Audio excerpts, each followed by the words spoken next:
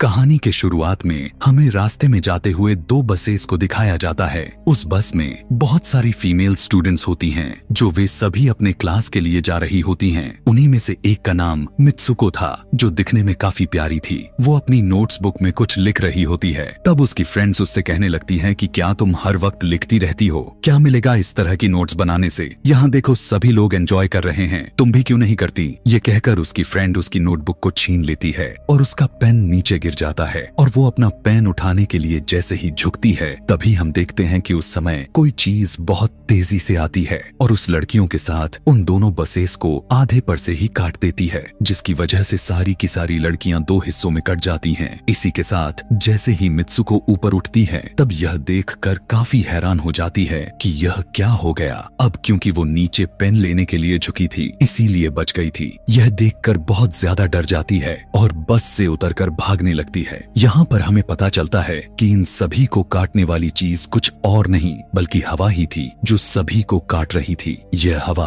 अब मित्सुको के पीछे भी पड़ जाती है। यह देखते हुए मित्सुको चिल्लाते हुए काफी तेजी से भागने लगती है। भागते समय उसे आगे 4 लड़कियां और भी दिखाई देती हैं और वो उन्हें झुकने के लिए कहती हैं, लेकिन काफी देर हो चुकी थी। वो हवा उन्हें भी आधे पर से काट कर चली जाती है। लेकिन उनमें से मित्सुको एक लड़की को बचा लिया था कि तभी इन्हें कुछ साइकिलिंग करते हुए लड़कियां नजर आती हैं, जो कहीं पर जा रही थीं। उन्हें भी ये बचाने की कोशिश करती हैं, लेकिन वो हवा उनके साथ भी वही करता है जो अभी इनके दोस्तों के साथ हुआ। और इसी दौरान वो लड़की भी मारी जाती है, जिसे अभी उस अदृश्य चीज से बचाया था। अब वो यह देखकर काफी डर जाती है और वो इधर उधर भागने लगती है। आगे हम देखते हैं कि मित्सुको जब एक नदी के पास जाती है, तो वो यह देखकर हैरान हो जाती है कि उस नदी में भी पहले से बहुत सारी डेड बॉडीज पड़े हुए थे, जिसने हवा ने यानी उस अदृश्य चीज ने काट दिया था। वहाँ से वो एक डेड बॉडी के कपड़े लेकर चेंज कर लेती है। अगले सीन में हम देखते हैं कि मित्सुको चलते चलते एक स्कूल में पहुंच चुकी है, जहाँ पर और भी बहुत सारी फीमेल स्टूडेंट्स थीं।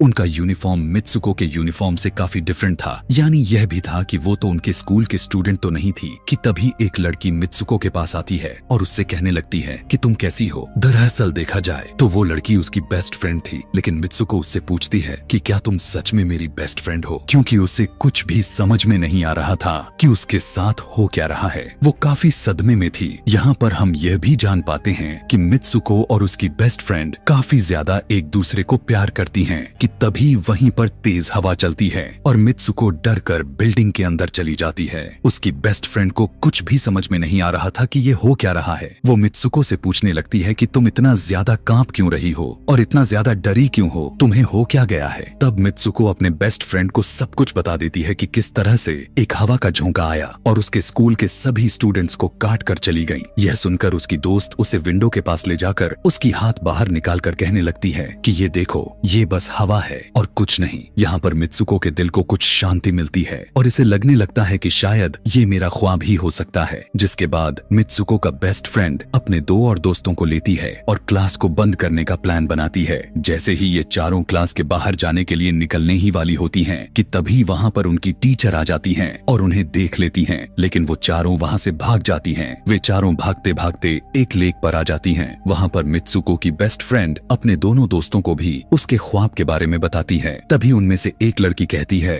कि हो सकता है कि यह सच हो, जैसे मिरर वर्ल्ड होती है जहाँ पर इस दुनिया से ऑपोजिट यानी उल्टा होता है। यह कहकर वो तालाब में एक पत्थर फेंक कर कहने लगती है कि देखो, यहाँ पर मैंने तो पत्थर फेंका है, लेकिन हो सकता है कि दूसरी दुनिया में मैंने ऐसा ना किया हो। कि तभी अचानक से उस तालाब में से एक क्रोकोडाइल निकल कर आता है, उसमें से एक लड़की को खा जाता है। फिर वो लड़की कहने लगती है कि देखो, मैंने कहा था ना, जो इस दुनिया में होता है वो उस दुनिया में बिल्कुल भी नहीं होता, और जो उस दुनिया में हो रहा है वो इस दुनिया में नहीं हो सकता। तो इसको भी उसी दुनिया में मगरमच्छ ने खाया है। और यहाँ पर ये देखो, ये तो बिल्कुल सेफ है। उसी लेक के पास एक बिस्तर यानी एक बेड नजर आता है। ये चारों उस बेड से तकिए को उठाकर खेलने लगती हैं कि तभी हम देखते हैं दूर से 2 लड़कियां इन्हें देख रही थीं। उन दोनों लड़कियों में से एक ब्राइडल बनी हुई थी, क्योंकि ये दोनों लड़कियां आपस में एक दूसरे से शादी कर ली थीं। जिसके बाद उनमें से एक फ्रेंड बताती है कि हमें कुछ ऐसा करना होगा जो उस दुनिया में इम्पॉसिबल हो, क्योंकि हमारे किस्मत तो पहले से लिखी जा चुकी है, लेकिन हम इसे बदल भी सकते हैं। जिसके बाद ये सभी लड़कियां अपने स्कूल में वापस आती हैं और नेक्स्ट लेक्चर लेने के लिए क्लास में चली जाती हैं कि तभी मित्सुको देखती है उसके पास एक तकिया पड़ा हुआ है।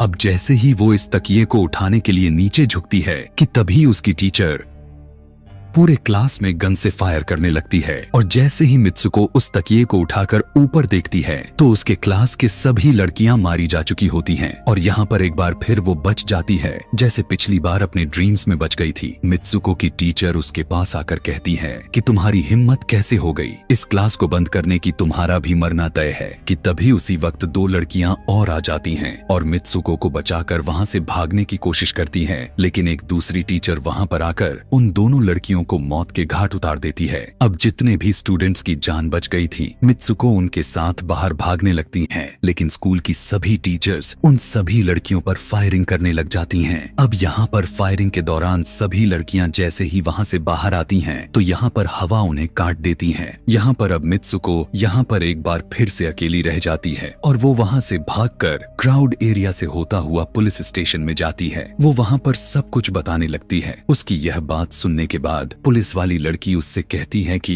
लेकिन तुमने स्कूल वाली कपड़े तो नहीं पहने हुए हैं। और जब वो उसके सामने एक मिरर को रखती है तब मित्सुको उस मिरर में देखती है कि वो तो एकदम से बदल गई होती है और लोग उसे मित्सुको के नाम से नहीं बल्कि उसे किसी और नाम से बुला रहे थे। यहाँ पर हमें पता चलता है कि उसकी शादी होने वाली थी। तब वही पुलिस ऑफिसर उसे उसकी शादी के लिए लेकर जाती है। यह देखकर आसपास के लोग उसे कॉन्ग्रेचुलेशंस दे रहे थे। अब जैसे ही वे सभी उसे लेकर चर्च पहुंचते हैं तो मित्सुको को बेस्ट फ्रेंड भी वहीं पर मौजूद होती है। मित्सुको उससे पूछने लगती है कि यह सब मेरे साथ क्या हो रहा है। तब उसकी दोस्त उससे कहती है कि अभी खामोश रहो, हम अभी किसी के कंट्रोल में हैं, बस जैसा मैं कहूँ तो तुम वैसा ही करो। और यह कहते हुए वो उसका वेडिंग ड्रेस पहनाती है और उसे वहाँ जाने के लिए कहती है। अब जैसे ही वो अपनी मैरिज सेरेमनी के लिए आगे बढ़ती है तो वहाँ की सभी लड़कियाँ उसका मजाक उड़ाने लगती हैं। यह देखकर उसकी बेस्ट फ्रेंड एक एक करके सभी को मारना शुरू कर देती है। जिसके बाद जैसे ही मित्सुको आगे बढ़ती है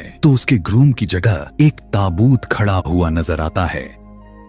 उस ताबूत को खोले जाने पर एक बड़ा पिग बाहर निकल कर आता है। मित्सुको उसे देखकर काफी ज्यादा डरने लगती है और एक टूटी हुई बोतल से उस पर अटैक कर देती है। जिसके बाद मित्सुको और उसकी बेस्ट फ्रेंड चर्च से भागते हुए बाहर आ जाती हैं। यहाँ गेट पर भी दो लड़कियां इन्हें रोकने की कोशिश करती हैं, लेकिन मित्सुको की बेस्ट फ्रेंड इन्हें मारकर वहाँ से भाग जाते हैं। उधर मित्सुको दूसरी तरफ भाग रही थी क्योंकि अब उसे लगने लगा था कि उसके साथ कुछ ज्यादा ही गलत हो रहा है। आगे जाने पर एक और मिरर में खुद को देखती है तो वो एक बार फिर से खुद को बदला हुआ पाती है। अब जिस जगह पर मित्सुको थी वहीं पर रेस हो रही थी कि तभी उसके पास कुछ लड़कियां आकर उससे कहने लगती हैं कि तुम तो बहुत अच्छी रेसर हो, खड़ी क्यों हो, भाग क्यों नहीं रही। और जब वो भागना स्टार्ट करती है तब वो खुद में काफी एनर्जी फील करने लगती है। जिसके बाद मित्सुको रेस जीतने की पूरी कोशिश करने लगती है। भागते समय उसे अपने डेड फ्रेंड्स भी नजर आती हैं जो कुछ वक्त पहले उसके स्कूल में मारी जा चुकी थीं। कि तभी उसी वक्त उसकी बेस्ट फ्रेंड भी आ जाती है। तभी ये दोनों नोटिस करती हैं कि वही पिग और वो औरतें जिन्होंने इनको चर्च में रोक रही थीं, वो सभी इन्हीं के तरफ आ रही थीं।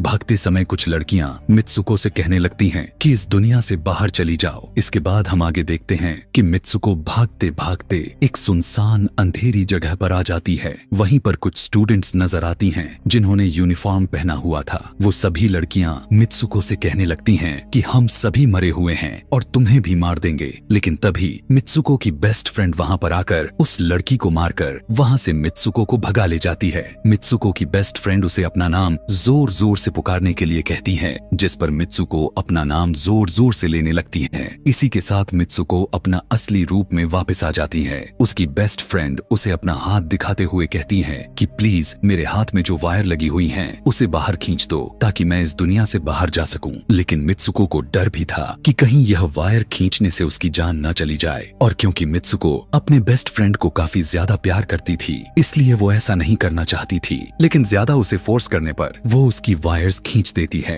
वायर खींचते ही उसकी बेस्ट फ्रेंड की बॉडी दो हिस्सों में बट जाती है और तभी उसी वक्त उसे एक गेट नजर आती है। उस दरवाजे से बाहर आने पर वो देखती है कि अब वो आदमियों की दुनिया में आ चुकी है। वहीं पर उसके पोस्टर्स भी लगे हुए थे। जिस पोस्टर को कुछ लड़के देख रहे थे तभी एक लड़का मित्सुको के पास आकर कहता है कि तुम फ्यूचर में हो। इस बात को सुनते ही वो बेहोश हो जाती है। कुछ टाइम के बाद जब उसे होश आता है तब वो आगे बढ़ती है। तब वो देखती है कि एक बूढ़ा आदमी गेम खेल रहा होता है और उसी गेम में मित्सुको वही कैरेक्टर नजर आती है जो अभी बनी हुई है। मित्सुको को देखते ही बूढ़ा आदमी कहने लगता है कि मैंने ही इस गेम को बनाया है और मैं ही हूँ जो तुम लोगों को कंट्रोल कर रहा हूँ। तुम तो बहुत पहले मारी जा चुकी थी, लेकिन मैंने तुम्हारा डीएनए लेकर तुम्हें फिर से बनाया। मित्सुको को जब यह बात सुनकर उसे पता चल जाता है कि यह एक गेम है तो उसे लगता है कि शायद मैं अभी भी अपने दुनिया में जा सकती हूँ कि तभी उसी समय एक आदमी आता है और मित्सुको को अपने पास बुलाने लगता है। तब वो बूढ़ा आदमी मित्सुको से उसकी आखिरी लेवल को कंप्लीट करने के लिए कहता है। वो आगे बढ़ने लगती है कि तभी मित्सुको को अपने दोस्त की कही हुई बात याद आ जाती है